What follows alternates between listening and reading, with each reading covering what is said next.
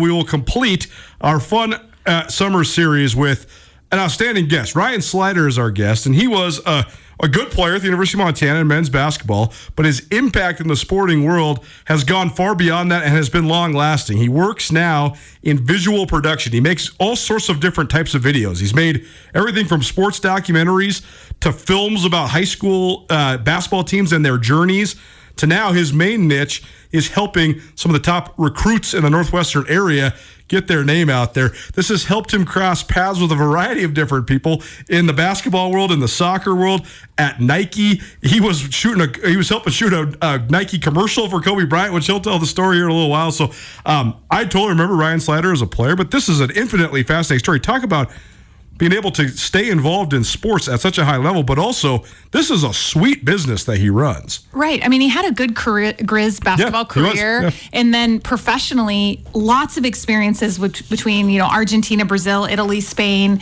and you have to think, Coulter, that it's a culmination of all of that and his drive and his love of art that he learned from his mother that just instilled this passion for video. But it's storytelling is really what it is. And so Ryan Slider, just phenomenal journey and very grounded for his status. And I don't know, we shared a couple photos of him and they have blown up on our social media. He is very popular. He's very popular. He was a great, fun player to watch for the Griz. That group of Griz guys is at the same time really, really memorable, but also had like such a weird time at Montana, only because there's only been one time when Griz men's hoops sort of went outside the quote-unquote coaching tree. Lady Griz and Men Griz had such continuity because Robin Selvig had played for Judd Heathcote. Then he was with the Lady Griz for almost 40 years. Everybody else that had coached at Montana had been a disciple, basically, of Judd Heathcote. Well, when Blaine Taylor walked away and went to take care of himself and went with Mike Montgomery to Stanford, then Don Holst takes over. He was sort of part of the tree because he had worked for Blaine, and he did a fine job, but he was sort of caught in the wash. There was an AD change. There was a Dahlberg Arena renovation. And then they went outside the family for the first, only, and to this point last time, when Pat Kennedy was hired. And guys like Ryan Slider, Shane Christensen, they kind of just got caught in all of that. They had a fine time. They went to the NCAA tournament twice, so it's not as if they were just losing, but it's such an interesting and unique time in Griz men's basketball. And it was for me, too, because I was playing at the same time. Totally. This is your exact a lot of era, change. Yeah. I mean, I played in the old colors, so that's one additional thing. Ryan didn't play in the copper and gold. Because he had been at junior college the year before that, right? Yes. The Tiger Oregon product. He follows Jared Klumpf, so he had a Griz football following, Laura Valley. So lots of Tiger people that ended up playing for the Griz. But yes, I think the time was very interesting for both the men and the women, and of course went through all the ups and downs of having to be out of Dahlberg Arena for that year and Sentinel High School. That was just very hard to be in a high school gym for a whole year. It was a big transition point for the Big Sky Conference as well, because first Boise State, then Idaho and Nevada had left. Sac State, Portland State had come in. Cal State Northridge had like a little honeymoon, but they went back away because they dropped football. So it was just a weird time. Like the Big Sky was sort of just reorganizing itself. But I remember those Griz teams as well as any, mostly because that was when I was finally of a formative age. I could go to games by myself. So I remember me and Jack McGillis got season tickets to both the men and women Griz. We would figure out a way to get our ride down there. Actually, Jack might have his license because he's like a year older than me. So we'd go down there and we watch every single game. So I remember these teams super, super well. And it was really fun catching up with Ryan Slider, a men's basketball player at Montana in the late 90s and early 2000s. Then went on to play for a short amount of time in the NBA Summer League. Cup of coffee in the G League, and then he went overseas and played several years there. And now he's doing some pretty cool stuff out on the West Coast. Our Where Are They Now series all summer long has been proudly presented by Ryan and Miller Law. Ryan and Miller is a law firm specializing in personal injury and criminal defense. The firm handles cases across the state of Montana and focuses in specific areas of law to ensure their clients get the best representation. The firm proudly handles automobile accidents, medical malpractice claims, wrongful death claims, DUIs, and criminal charges. Ryan and Miller Law, your Montana attorneys. Well, Where Are They Now continues, and this has been very fun for me because not only is it a lot of flash from the past, but we've had a couple people on that were part of my formative years growing up in Missoula, including our guest that's our next guest, Ryan Slider, a former University of Montana men's basketball player. And Ryan, thanks for being here. I'll tell you, my side of this story. I grew up in Missoula, but the first year I ever got season tickets myself was, I think, you're either sophomore or junior. I think it was your junior year. And so I remember those teams fondly. I was like a teenage kid, and I thought it was just so fun watching you guys. So we appreciate you joining us. Yeah, I love it. I mean, those Grizz teams were definitely unique amongst the rest of that era, sort of in between Blaine Taylor and everybody else. But we'll get to all that. Tell us what's going on with you right now. Where are you in the here and now? What are you up to? Yeah, I live in the Portland area, and I co-own a film company based in Portland that serves mainly the Northwest, but of course I traveled into California and other parts of the country frequently doing this business. So it's something that I've always been passionate about. I kind of joke with my family and people I work with that basketball kind of got in the way, because I was always passionate about this as a kid, but I just happened to be really good at basketball as well. So I kind of pursued that.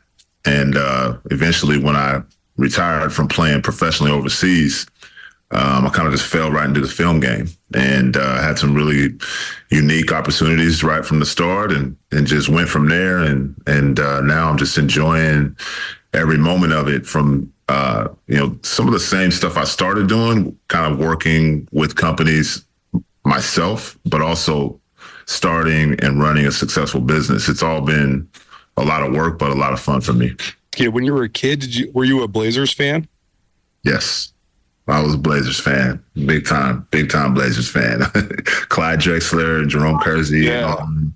Clyde Drexler was like for sure one of my idols, and it's probably one of the only times that I've had to really compose myself as an adult when I actually worked with him on this podcast I was working on with Gary Payton and Terrell Brandon, and they had Clyde on, and I had to really just ease down, just keep myself together, because Clyde was somebody I really looked up to, as an 8, 9, 10-year-old, getting to go see his games and watch on TV all the time. And that was a kind of the height of when the Blazers were really, really good too. And I was definitely a Blazers fan. I still am, even though we've been struggling a lot. But yeah, the Blazers was certainly my team growing up. Ryan, so graduating from Tigard High School in Oregon, do you have some favorite hoop memories of growing up in Oregon, but childhood memories of falling in love with basketball as a kid? Yeah, a lot of people don't know. They just see that I did graduate from Tigard. I actually went to Tillamook High School on the coast for before that, and we won a state championship my junior year. But I was a different kid. I was pretty brash, and I fought a lot with. Tillamook is a very rural town, so there was a lot of racism that happened there and in other cities we played in, and I was just starting to get my temper under control and kind of mature, and we won a state title, and when I returned to school, there was death threats and things like that, and my mom had enough, and I was fine with it. I'm like, man, they're not gonna do nothing to me, but my mom and my stepfather, they were like, nope, we're done here. And that's what led to my move to Tigard for my senior year, and everything just went up from there. Are there some lessons that you learned from those struggles and that adversity with your family that help guide you today? Yeah, I mean, it just made me tough as a kid. The main thing I had to learn was just to balance that level of toughness and just being a good human as well, and not just thinking everybody's an enemy and things like that. But I never really feel bad about what I had to go through or things that I experienced. I feel worse for the people that were close to me. My mother, some of that stuff really was hard for her. And but for myself, I felt like it really built me in terms of having a lot of mental toughness and also understanding of just how things are and how things might change, might not change, and just to be okay with it. So I'm fine with a lot of that. It's helped me a lot in my adult life, just in terms of all the adversity I had to face in that regard. So it's nothing that I kind of just look back and say, dang, I really had to go through that. It's almost stuff that I'm thankful I went through. I can talk to my kids about and talk to other young people about that have experienced, things that they might think are bad or similar to what I went to. You mentioned that writing and film were a passion of yours since you were a kid.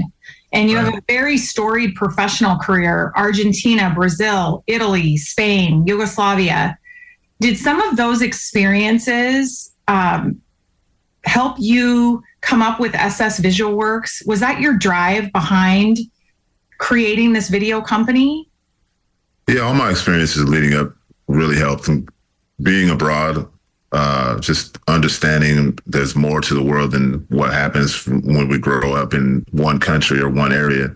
Because at that time, when we grew up, there was not a lot of connection to the outside world that we had, similar to what we have now, where we have real understanding of what's going on. In the 90s, we just had to believe what people were telling us. Whether it's media or textbooks, we couldn't necessarily connect with people very easily. And so you had to be able to travel if you really wanted to understand what was going on around the world. And so being able to do that is something that I'm really thankful for, because it just really helped me be at ease with a lot more things, understanding other cultures, and that was a fun part. It's just part of my life experiences that kind of help mold who I am as a person. And as far as to touch on what you were saying in terms of writing and being involved in entertainment, that was just something that was there at a young age. I don't really know why. It was just there. I was always interested when I watched movies like Star Wars or any type of big movie. Like, how did they make that? And how did they come up with those ideas? And so when they started to release the behind the scenes of these big productions, I was really watching that. And it's just one of them things where I was just interested at a young age. And I remember telling my family or some of my friends, like, I want to write this or that. And they were looking at me like, what are you talking about? Why don't you just go play football or basketball? Like, you're really good at that. And it's funny because I did that. I kind of just let that rule my thought process. Like, you know what? That is kind of crazy. But when I got a little older and had the opportunities in front of me, I just took them. And I realized real quick, this is what I'm supposed to be doing. Ryan, you really have a vision with what you're trying to drive with your business. You have close to 25,000 followers on Instagram. You're known all over the U.S. You mentioned your kids. Do they help with the business? Do they know their dad has some swagger in the Instagram world? I think so. How do they feel about this? I think so. At first, they probably they did, but now they're just like, whatever. They just know me as dad, and so like they've helped with certain things, but they just come along nowadays when I'm on productions here in the area, and I just let them, do what they want, and none of them are really necessarily interested in what I do, the same thing I do. They've all got their own interests, which is really cool. Nazir, my oldest son, he's helped me a few times because I made him, but they got their own interests. They're happy that I'm their dad and doing well, and we all kind of work together and just make it work. But they don't look at me like I'm some sort of star or anything like that. I can assure you that. Ryan, you cover a lot of basketball, but you recently went down to Orlando, Florida, and covered soccer. So are you specific to basketball, or do you cover a realm of different sports with your video production? Yeah, I started off with basketball just because that's what I was mostly involved in before I started this business. Was a lot of basketball projects, a lot of documentaries that were connected with some of the sneaker companies I was working with. And so basketball was, what was pretty easy and second nature whenever I was capturing and working on those.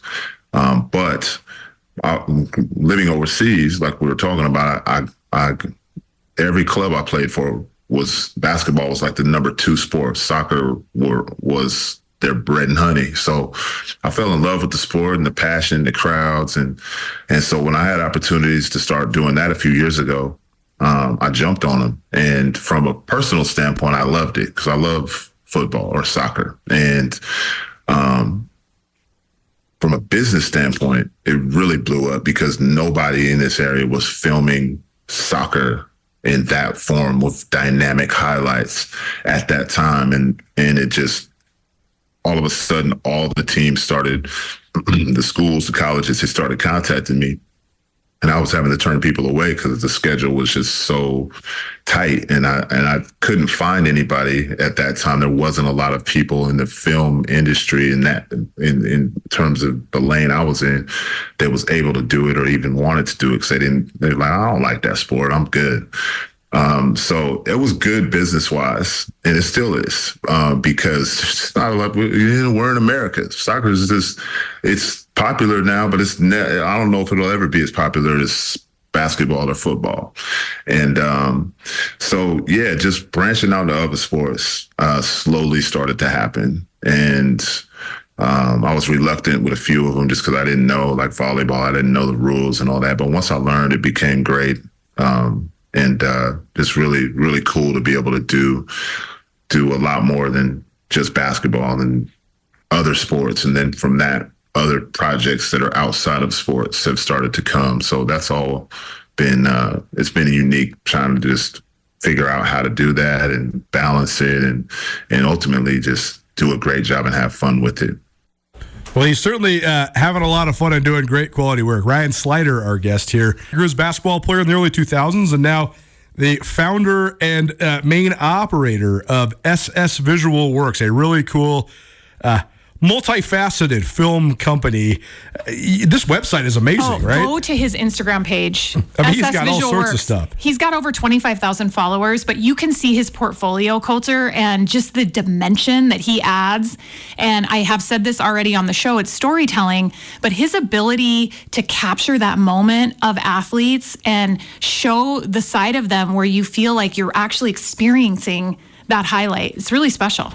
At Ryan and Miller Law, consultations are always free, and there's always a live person to talk to. You can call their 24/7 answering service, 406-542-2233. Angie, in today's world of ever-changing economy, finances are never far from anyone's mind. It's just it's the way it is, and it's especially that way for professional services. How much does it cost to talk to you? So actually to talk to us and get a consultation, no matter what your case is, it's absolutely free. That's really the beauty of our job, that we can help people, give them some guidance, and it's free. It doesn't cost anything. For personal injury, medical malpractice, it's actually, you never pay anything to us. If we get a settlement or a judgment or a verdict for you, then we get a portion of that, but otherwise you're not paying us any money. So it's really helpful to prospective clients. Thank you to Angie Miller for swinging by, and as always, congratulations to her and her family. She just had a new baby. I guess it's not as new, but certainly relatively new, so pretty cool for them. Where they now continues with Ryan Slider. He is a former Griz basketball player and the owner-operator of SS Visual Works. What a cool business this is. Here's Ryan, a little bit about his time at the University of Montana in Missoula. Ryan, looking back before your professional career, both basketball and with your video company, you were a heavily recruited player out of high school. Why the University of Montana? Were you being recruited elsewhere? And was there a draw? Was it like, I'm going on a package deal with Laura Valley because I know she's from your high school? What is the story for you getting to Missoula? Yeah, Laura talked to me a little bit before, but yeah, we went to Tigard together. We both transferred to Tigard our senior year, so that was pretty funny. But I went to junior college for 1 year, and I had a deal with Oregon where I was going to go to junior college for 2 years and then go to Oregon for my senior year. But the coach ended up taking a job at University of Tennessee, and so the new coaches came in and said, look, we're going to be recruiting our own people and all this type of stuff. So you know how that stuff happens. So I had a lot of other schools that were very, very interested in me after like halfway through my first year. And And so my coach at the time at junior college said, you got to take one of these offers. And because things change, it happens all the time. And I really loved hard-nosed coaches. And Blaine was that. Blaine was like really in your face, really demanding. And I love that style of coaching. And he knew it too. And it was a really good fit. And of course, Blaine had to leave for a lot of different reasons we don't really need to discuss. But he called me and said, look, I'm going to Stanford. It's going to be okay. And he knew that Coach Holtz didn't have a lot of experience as a head. So he sold me on the fact that Larry Krzysztofiak was going to be there. It coming straight from the NBA to coaching. And so that's how he got me to not reading, decommit or whatever you want to call it. So that's how I ended up going to Montana. I love the place. Big crowds every game, whether it's guys or girls, football game. We're always really, really crazy, and I just like that feel to it. And there was a couple other, I guess, bigger schools that were recruiting me at the time, but I just felt like Montana was a good spot, and it ended up being great in terms of some adversity that was there, but there was a lot of success there as well, and a lot of lifelong memories. Montana has such unbelievable basketball tradition. And football overshadows it sometimes, especially recently. But did you know about that before you came to Missoula? And how quickly did you learn about it? Because it's pretty hard to ignore all the banners that are hanging up in Dahlberg Arena. Well, yeah, I had seen Montana play against Kentucky when I was in high school, and they played decently for a while. Kentucky I think they had like 7 NBA players on the team, but Montana, they really played them tough. So that was the first time I really noticed Montana. And then the next year, there was a guy named Jared Klumpf. He went to Montana to play football. I went to high school with Jared in Tillamook, and he was telling me, it's a really cool place, and everybody's really about the university there, and so those were my initial first impressions. And when I came on my visit, like I said, it was great. I loved the atmosphere, and Blaine Taylor was like Don Corleone up at the Depot restaurant when we went and had our meeting. Great meal. And I swear he made sure he had the most beautiful waitresses for that night. And I said, Blaine, you're a real one for that. But I had some inkling of what it was going to be. And I'm glad it turned out really good. Speaking to those relationships, Ryan, and I agree with you, just the camaraderie that we had between programs. I think about all of the men's players, women's players. We spent a lot of time together. Can you elaborate on which teammates you stay in touch with? Yeah, of course. We mentioned Dale early on. Dale and I have been really close, more so than others, because our lines of work cross paths a lot because of his work with the Pac-12 on the refereeing side and mine on the film production side. So we always are kind of in line with each other's schedules, so we can link up and go have some dinner and do whatever we can when we're in the same city. So that's been cool. And several others, Shane Christensen, we talk all the time. Mike Warhank lives a couple miles from me, as well as Jared Buckmaster. So I talk to them frequently, and several other guys too. It's pretty easy now to stay in contact with them because of the, just our ability to, find each other and talk and text and all of that. So that's always really cool because there's, lifelong bonds there, and with the players you experience so much from, especially when that last team we were on, the way we were able to go out was on such a high. Those are memories we always kind of can keep stored in the back of our memory bank, aside from all the other experiences we're having as we get older. We have a lot of Griz fans and listeners. Can you elaborate on that last experience, Ryan, the game you're speaking about? Yeah, the season really, it was kind of an up and down season because Shane and I were both injured and missed a good chunk of it because we started really well. And then I got hurt first. I had a kind of a reoccurring wrist injury on my shooting hand, and it kept me out a month. And Shane as well hurt, I believe, his knee, a really bad sprained knee, and he missed a lot of time and kind of knocked us off the good train we were on. That we were training towards being conference champions for the regular season, all that stuff. But we ended up, like I said, going through all that and didn't really hit our stride until February, and really just took off and just came together as a team, played really well, and went into the conference tournament, just really turned it up a notch, and were able to win it, and took care of Montana State on the way, which is always good to beat the rival on their home court. That's what we beat them there, because they had won the conference or the regular season. So beating them was fun, and then beating Eastern Washington to go to the NCAA was cool. I actually I'm friends with a couple of the players from that Eastern Washington team, and I always remind them when they're from Seattle, and so I always remind them about how they thought they were going to beat us, but they didn't.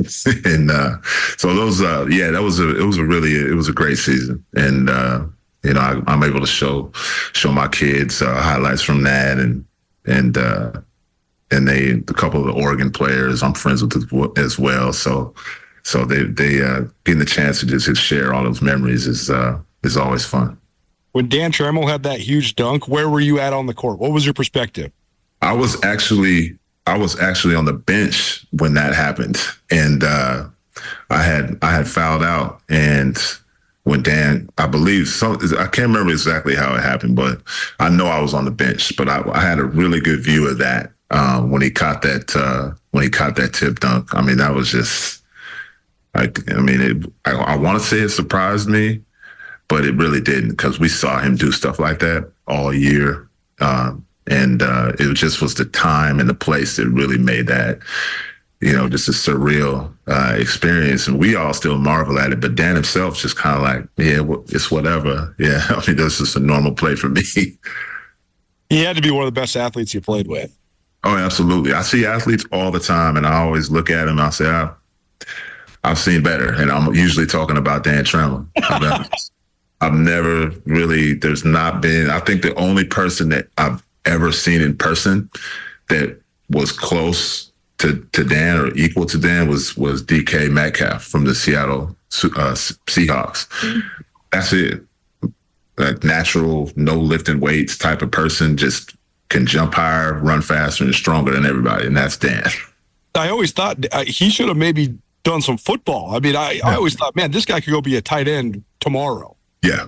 He would have got on a team, even as special teams, whatever. He just had that amount of athletic ability. And we talk to him about that all the time. Like, man, you got a better chance of being in the NFL than playing professionally basketball, just because everybody wants to play professional basketball.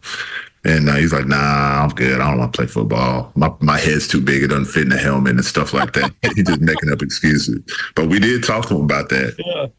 Well, Julius Thomas, who played at Portland State, I mean, those guys are kind of comparable athletes. Except for I would actually say, crazy as it sounds, that Dan's a better athlete. I mean, a better pure athlete in terms of explosiveness. Yeah, it's just amazing, the God-given ability he had. Like, he'd be doing windmill dunks with Timberland boots on before practice. Just stuff that nobody could do. Nobody would even think to try to do. Like, he could do all of that. And I used to pride myself on I was kind of scrawny, but I was mentally, I just thought I was stronger than everybody. And I used to push guys around all the time in practice, but Dan was that one kid that couldn't move. And he knew I was trying, so we'd be like really challenging each other. But he just was naturally just a freak of nature. And I just was like, man, I'm glad you're on my team. I can just throw the ball up to you, and you can go get it. But he did a lot of things that we're struggling to wonder how he did that. But that's the type of player he was. And Slider, former Griz basketball player and current filmmaking aficionado in the sports world. Pretty darn cool what he's up to. Our Where Are They Now series, proudly presented by Ryan and Miller. Ryan and Miller, your Montana attorneys. Paul Ryan and Angie Miller truly care about their clients and the community of Montana. Every year they find ways to give back to our community and support the community. The list is over 100 organizations. Every year they proudly put together backpacks for kids in the community to donate supplies to local children all around Western Montana. Pretty cool. Do they still do the car seat thing too? They do. That's so cool too. I love that they are willing to do unique ways to get. Yeah. They almost have a uniqueness to how they get their name out in the community by advocating and giving back. Coulter.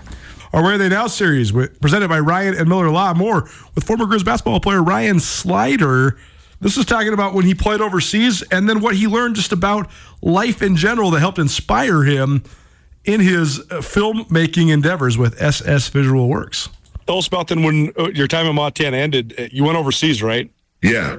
I went to Brazil to play, and it was just really a temporary thing because I kind of knew I wasn't going to get drafted. But I knew I had opportunities to play in the NBA Summer League. So I went to Brazil in May just to really just stay in shape. So I was there for a couple months, and then I played in the Long Beach Summer League. They used to have it in Long Beach down at the Pyramid. So I played there and played well, but didn't get anything guaranteed. And I ended up getting invited to a training camp with Memphis Grizzlies. Didn't make it, and they had kind of helped put in a good word with my agent to go overseas, and that's when I started playing over in Europe and things like that. Had a couple other tryouts for the NBA teams the following years, but it was kind of the same thing. It just kind of kept running into that last cut, or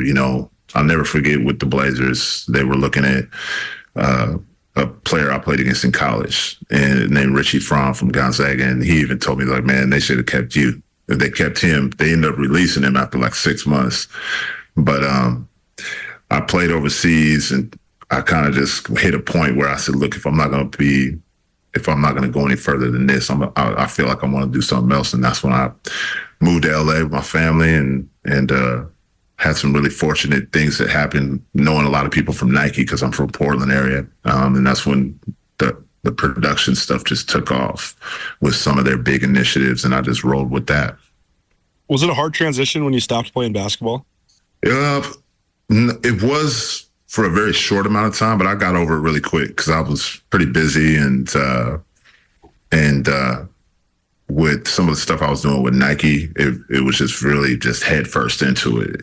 Like we were over in Asia and just doing really high level initiatives that were pretty important. So I didn't really have time to dwell on and think about stuff. And it was about a year after I stopped playing, and one of the first projects I did was with Nike and Kobe Bryant, and Kobe knew I had played, so immediately wants to challenge me one-on-one. And he's in the prime of his career. This was, I think, 2009. And so I'm out there. All of a sudden, he's filming a spot for this documentary we're making in LA. And all of a sudden, he's like, "Come out here. I want to try some new moves." He said, "Play me for real." So I'm out there playing one-on-one with this dude, trying to guard him. But I ain't barely played in a year. But no, it wasn't the hardest transition. At first, I thought it might be, but I got over that pretty quick and started falling into the things I really love doing, and just never looked back. How'd you keep that part alive? Because I know Chris is going through this right now too with her sons, especially her older boy. He's really bright and across the board, but a great athlete, but also he's in the band and he likes doing the artistic stuff too. Right. I was like that too. But like you said, a lot of times it's easier for people to say, well, you're really good at football, man. Why don't you just go play football? You're really good at basketball. But you want to be a writer. You want to be a filmmaker. How did you keep the artistic part alive, and how important was that to now have this be your life? Yeah, it was built in at a young age, really. Like I said, I'm not 100% sure why I liked this side of business so much, but my mother has always been a really talented artist in terms of drawing and painting. And so the creativity was always there for me to see. I just never really been one to completely listen to everybody else if they're telling you, nah, you shouldn't do that, especially when I got older, when people even still were like, we should try to do something that's a little more tangible that, most people just can't see when you're starting a business in an industry they're not used to being involved with. They just don't know what's going to happen. And I love seeing some of those people that were like, man, you shouldn't do that. That's that industry or that business. I don't see that working. And now, 5 or 6 years later, they're like, dang, you really did that. So it was easy for me to just, I love this stuff. I love editing and building stories and just working with clients, meeting new people. All that stuff is really intriguing for me. It's just something I enjoy doing. So people have doubts about that. That's on them. That's them. I'm fine with that. It's pretty simple for me to just, keep going at something I'm enjoying. And especially now when the business side of it's really taken off over the last few years, makes it all worth the while.